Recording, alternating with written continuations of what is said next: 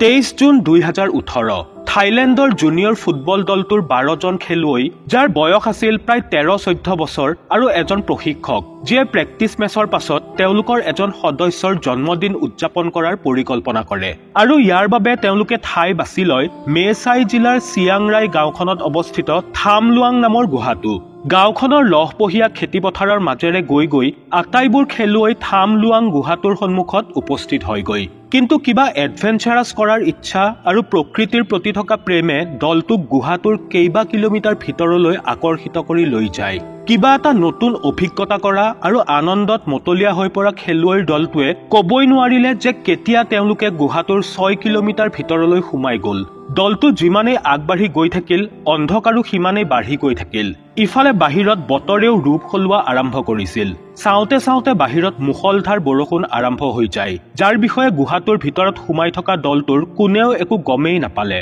ঘন অন্ধকাৰৰ বাবে আৰু বহু সময় পাৰ হৈ যোৱাৰ পাছত সকলোৱে গুহাটোৰ পৰা ওলাই যোৱাটোৱেই ঠিক হ'ব বুলি বিবেচনা কৰে কিন্তু তেওঁলোক যেতিয়া কিছুদূৰ উভতি আহে তেতিয়াই তেওঁলোকে এনে এটা বুকু কঁপি উঠা দৃশ্য দেখা পায় যি দেখি আটাইৰে ভয়ত হাত ভৰি কঁপিবলৈ ধৰে দৰাচলতে গুহাত সোমোৱা ৰাস্তাটোৰে হুৰহুৰাই ভিতৰলৈ পানী সোমাবলৈ ধৰে যি বাহিৰত হৈ থকা নেৰানেপেৰা বৰষুণৰ ফলত এতিয়া ভয়ংকৰ ৰূপ ধাৰণ কৰিবলৈ লৈছিল পানীৰ এই প্ৰলয়ংকাৰী ৰূপ দেখি দলটোৰ আটাইয়ে ভয়তে কান্দিবলৈ ধৰে এনেকুৱাতে তেওঁলোকৰ প্ৰশিক্ষকজনে কিছু সাহস দেখুৱাই সকলোকে বুজাই বঢ়াই শান্ত কৰে তেওঁ কয় যে তেওঁ শীঘ্ৰেই তাৰ পৰা বাহিৰলৈ ওলাই যোৱাৰ ৰাস্তা বিচাৰি উলিয়াব কিন্তু এতিয়া সমস্যা হৈছিল এইটোৱেই যে গুহাটোৰ ভিতৰত প্ৰচণ্ড গতিত সোমাই অহা পানীৰ পৰা নিজকে কেনেকৈ ৰক্ষা কৰা যায় ইয়াৰ বাবে তেওঁলোকক প্ৰয়োজন আছিল কোনো ওখ আৰু সুৰক্ষিত ঠাইৰ যলৈ বৰষুণৰ পানী সহজে গৈ নাপায় ঠিক তেতিয়াই তেওঁলোকে তাত এটা ডাঙৰ আৰু ওখ টিলা দেখা পায় য'ত বহি থাকি অন্তত তেওঁলোকে নিজকে পানীৰ সেই ৰুদ্ৰ ৰূপৰ পৰা কিছু হলেও ৰক্ষা কৰিব পাৰিব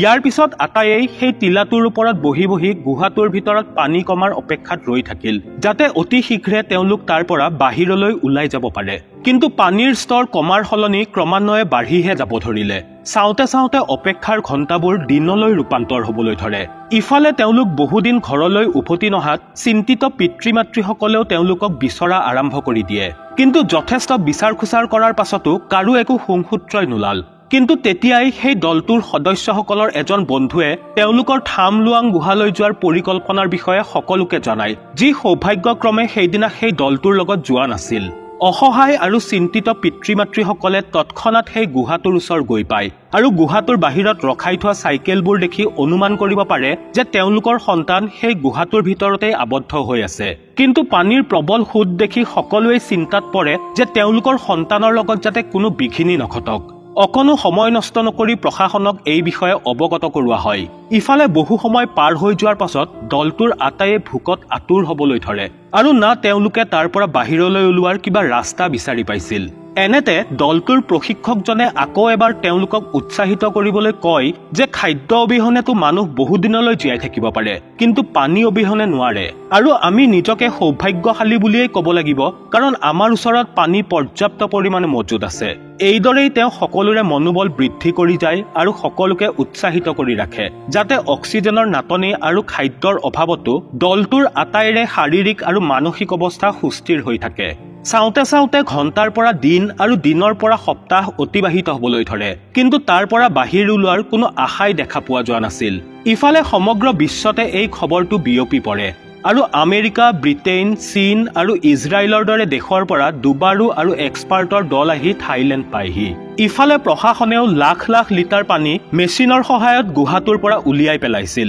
যাতে ভিতৰলৈ সোমোৱাৰ ৰাস্তা উলিয়াব পৰা যায় কিন্তু দুৰ্ভাগ্যবশতঃ ইয়াৰ পৰা কোনো লাভ নহল কাৰণ পানীৰ প্ৰবাহ যথেষ্ট বেছি আছিল আৰু মাটিবোৰো যথেষ্ট বোকাময় হৈ পৰিছিল যাৰ বাবে দুবাৰুসকল আগেই বাঢ়িব পৰা নাছিল কিন্তু তথাপিও তেওঁলোক আগবাঢ়ি যোৱাৰ চেষ্টা চলাই থাকে ইফালে পানীৰ প্ৰবাহ কম কৰিবলৈ ভূবিজ্ঞানীসকলৰ সহায় লোৱা হয় য'ত পোনপ্ৰথমে এইটো নিৰীক্ষণ কৰা হয় যে গুহাটোত পানী সোমোৱা পথ কোনবোৰ গুহাটোত পানী সোমোৱা আটাইবোৰ পথ বিচাৰি উলিওৱা হয় আৰু তৎক্ষণাত সেই পথবোৰ বন্ধ কৰি দিয়াৰ সিদ্ধান্ত লোৱা হয় গতিকে সিদ্ধান্তমতেই কাম কৰা হয় আৰু গুহাটোৰ ভিতৰত পানীৰ স্তৰ কিছু হ্ৰাস পাবলৈ ধৰে ইফালে দুবাৰুসকলেও যথেষ্ট বাধা আৰু বিপদ নেওচি হলেও পানীৰ মাজেৰে আগবাঢ়ি গৈ থাকিল তেতিয়াই এজন ব্ৰিটিছ দুবাৰুৱে তাত হঠাৎ মানুহৰ গাৰ গোন্ধৰ আভাস পায় এতিয়া দুবাৰুসকলৰ মনতো এটা আশাৰ কিৰণ জাগে যে হওক নহওক খেলুৱৈৰ দলটো ওচৰে পাজৰেই ক'বাত আছে। আৰু ইয়াৰ পাছত মাত্ৰ কিছু বিচাৰ খোচাৰ কৰাৰ পাছতেই উদ্ধাৰকাৰী দলে 13জনীয়া দলটোৰ আটাইকে প্ৰায় 9 দিন পাছত এটি ওখ টিলাৰ ওপৰত বহি থকা অৱস্থাত গুহাটোৰ প্ৰৱেশদ্বাৰৰ পৰা প্ৰায় 4 কিলোমিটাৰ ভিতৰত বিচাৰি উলিয়ায়। উদ্ধাৰকাৰী দলে তেওঁলোকক উদ্ধাৰ কৰিবলৈ অহা দেখি আটাইৰে যেন আনন্দৰ সীমা নোহোৱা হৈছিল। সৰ্বপ্ৰথমে দলটোৰ আটাইকে খাদ্য সামগ্ৰী যোগান ধৰা হয়, কাৰণ 9 দিনলৈ ভোকে পিয়াহে থকা দলটোৰ সদস্যসকল দুৰ্বল হৈ পৰিছিল। যিহেতু এতিয়া সেই 13জনীয়া দলটোৰ উপৰিও দুবাৰুসকলো গুহাটোৰ ভিতৰত উপস্থিত আছিল, সেইবাবে তাত অক্সিজেনৰ পৰিমাণ আৰু দ্ৰুতভাৱে হ্ৰাস পাবলৈ ধৰে। ইয়াৰ নাটনি পূৰণ কৰিবলৈ তৎক্ষণাত গুহাটোৰ বাহিৰৰ পৰা এডাল পাইপৰ জৰিয়তে 200টা অক্সিজেন চিলিণ্ডাৰেৰে অক্সিজেন ভিতৰলৈ সৰবৰাহ কৰোৱা হয়, যাতে সকলোৱে পৰ্যাপ্ত অক্সিজেন লাভ কৰে। আৰু ইমাৰ্জেঞ্চি পৰিস্থিতিৰ বাবে এটি চিকিৎসকৰ দলো ভিতৰলৈ পঠোৱা হয়। কিন্তু এতিয়া ডাঙৰ প্ৰশ্নটো আছিল এইটোৱেই যে আটাইকে বাহিৰলৈ কেনেকৈ উলিয়াই অনা যায়। গতিকে ইয়াৰ বাবে 3টা বিকল্পৰ ওপৰত চিন্তা চৰ্চা কৰা হয়। প্ৰথমটো, তেওঁলোকক সাঁতুৰি সাঁতুৰি বাহিৰলৈ উলিয়াই অনা হ'ব, যিটো একেবাৰেই সম্ভৱ নাছিল, কাৰণ তেওঁলোকৰ গাত ইমান শক্তি নাছিল যে তেওঁলোক 4 কিলোমিটাৰ সাঁতুৰিব পাৰিব। গতিকে সেই বিকল্পটো অগ্ৰাহ্য কৰা হয়। দ্বিতীয় বিকল্পটো আছিল খেলুৱৈসকলক দুবাৰুৰ দ্বাৰা সাঁতুৰাই লৈ অহা। কিন্তু এজন দুবাৰুৰ দ্বাৰা ইমানবোৰ মানুহক 4 কিলোমিটাৰ পানীৰ মাজেৰে লৈ অনাটো একেবাৰেই সহজ কথা নহয়। আৰু তৃতীয়টো হৈছে আবদ্ধ হৈ থকা দলটোক সকলো অত্যাৱশ্যকীয় সা সামগ্ৰীৰ সৈতে তাতেই থাকিবলৈ দি বাৰিষা শেষ হোৱাৰ পাছত উলিয়াই অনা হওক, কাৰণ তেতিয়ালৈ গুহাৰ ভিতৰত পানীৰ স্তৰ যথেষ্ট কমি যাব। কিন্তু এই বিকল্পটো বিশেষ কামত নাহিল, কাৰণ ইমান দীঘলীয়া সময়লৈ দলটোক তাতে এৰি থৈ অহাটো অত্যন্ত বিপদজনক হ'ব পাৰে। সেই ক্ষেত্ৰত দলটোক তাৰ পৰা উলিয়াবলৈ আন উপায় বিচৰা আৰম্ভ হয়। আনহাতে ইজৰাইল, মেক্সটেক আৰু চিল নেভিৰ দ্বাৰা ফাইবাৰ অপটিকেল কেবল ইনষ্টল কৰা হয়, যাতে ইণ্টাৰনেটৰ সহায়ত আবদ্ধ হৈ থকা দলটোৰ সদস্যসকলে নিজৰ নিজৰ পৰিয়ালৰ লগত যোগাযোগ কৰিব পাৰে। এইখিনি কৰাৰ পাছত অৱশেষত সিদ্ধান্ত লোৱা হয় যে দলটোৰ সদস্যসকলক অচেতন কৰি বাহিৰলৈ উলিয়াই অনা হ'ব, কাৰণ তেওঁলোকৰ সাঁতুৰিবলৈ একেবাৰেই সামৰ্থ্য নাছিল। সেই ক্ষেত্ৰত এজন সদস্যক আনাৰ দায়িত্ব 2জন দুবাৰুক দিয়া হয়। এই পৰিকল্পনা অনুসৰি সিদ্ধান্ত লোৱা হয় যে খেলুৱৈসকলক এটা ফ্লোটিং কিটত মেৰিয়াই লোৱা হ'ব, আৰু কিটটোৰ সন্মুখৰ ভাগটো প্ৰথমজন দুবাৰুৰ হাতত থাকিব আৰু পিছৰ অংশটো দ্বিতীয়জন দুবাৰুৰ হাতত থাকিব।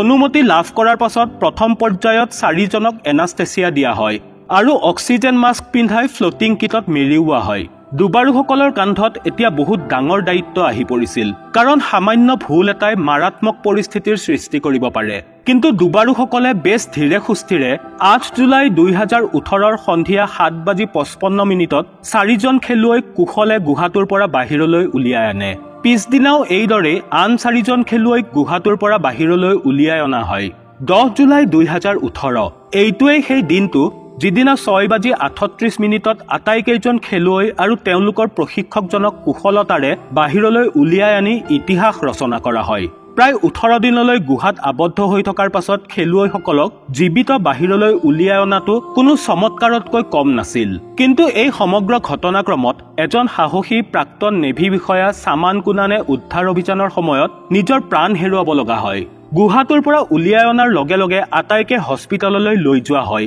য'ত তেওঁলোকক কেইবাদিনলৈ ডক্তৰৰ নিৰীক্ষণত ৰখা হয়, যাতে তেওঁলোকৰ শাৰীৰিক অসুস্থতা আৰু দুৰ্বলতাৰ ভালদৰে চিকিৎসা কৰিব পৰা যায়। প্ৰায় 10 দিনলৈ হস্পিটেলত ৰখাৰ পাছত আটাইকে নিজ নিজ ঘৰলৈ যাবলৈ দিয়া হয়। এই উদ্ধাৰ অভিযানত নিজৰ প্ৰাণ বিসৰ্জন দিয়া সামান কুনানক শ্ৰদ্ধাঞ্জলি দিয়াৰ বাবে তেওঁৰ এটি ব্ৰঞ্জৰ প্ৰতিমূৰ্তি সেই গুহাটোৰ বাহিৰত সজা হয়, যিয়ে নিজৰ প্ৰাণৰ আহুতি দি 13জন লোকক নতুন জীৱন প্ৰদান কৰিছিল। সেইবাবে চেলুট দিছো সেই খেলুৱৈ কেইজনৰ ধৈৰ্য আৰু সেই দুবাৰুসকলৰ সাহসক, যিয়ে কঠিন পৰিস্থিতিটো হাৰ নামানি মৃত্যুকো নিজৰ পথ সলনি কৰিবলৈ বাধ্য কৰায়।